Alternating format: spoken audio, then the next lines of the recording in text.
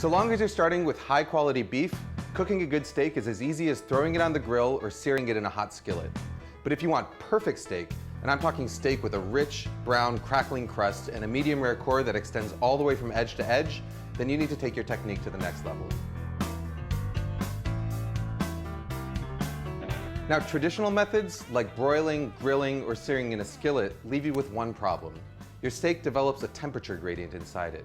So while the very center of the meat might be a perfect medium rare, as you move towards the outer layers, it becomes more and more cooked until you reach the edges, which have the dry, chewy texture of well-done meat. So the question is, how do you minimize this overcooking? So here's the thing, the more gently you cook your food, the smaller that temperature gradient inside is going to be. So for instance, if you cook a steak in a 500-degree oven, you're going to develop a pretty thick band of gray meat inside. Cook that same steak in a 250-degree oven, and that gray band shrinks significantly. You may have heard of a concept called sous vide cooking, and the idea here is to take that low temperature cooking to the extreme. With sous vide cooking, you place your steak inside a sealed plastic bag and then put that plastic bag in a water bath held at the exact temperature that you want to serve your steak at, say 130 degrees for medium rare. About 45 minutes later, you take your steak out of that bag and it's perfectly evenly cooked from edge to edge with no temperature gradient and no danger of overcooking. The problem is that sous vide equipment is really expensive, but there's an alternative, a regular old $30 beer cooler. Even though a cooler is designed to keep cool things cool, it's equally good at keeping hot things hot.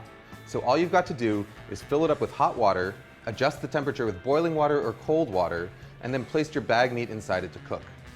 So long as you start a few degrees higher in order to compensate for the heat loss when you add your meat, it should be able to maintain its temperature for the 45 minutes required to cook most steaks, pork chops, lamb chops, chicken, or fish.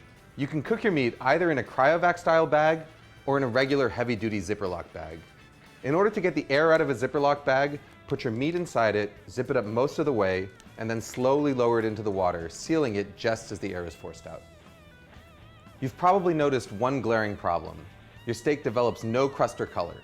You're going to have to add this after it comes out of the cooler. Now you can do this on a grill if you want to cook outside, but my personal favorite way is to finish it in a cast iron skillet. Just heat up some oil over the highest possible heat while you carefully dry the outside of the steak in order to help it brown faster. Season the steak generously with salt and pepper, and once the oil starts smoking, add the steak to the pan along with a couple of pats of butter. Cook the steak just until it's browned on both sides, about a minute or two, and then to finish it off, hold it up vertically with tongs in order to get the edges. The beauty of this method is total flexibility in terms of timing. Once your steak comes up to temperature inside the cooler, you can let it sit there for up to a few hours longer without worrying that it's going to overcook. Your steak is going to be hot and ready to sear as soon as you're ready to eat. You want to up your game even further? Then get yourself one of these guys. By combining the intense heat of a propane torch with a cast iron skillet, you can get a steakhouse quality char in a matter of moments. Just make sure that you shut off your smoke detectors first. It may take a little bit more time, but if you're willing to put in the effort, this is the best quality steak you can get at home.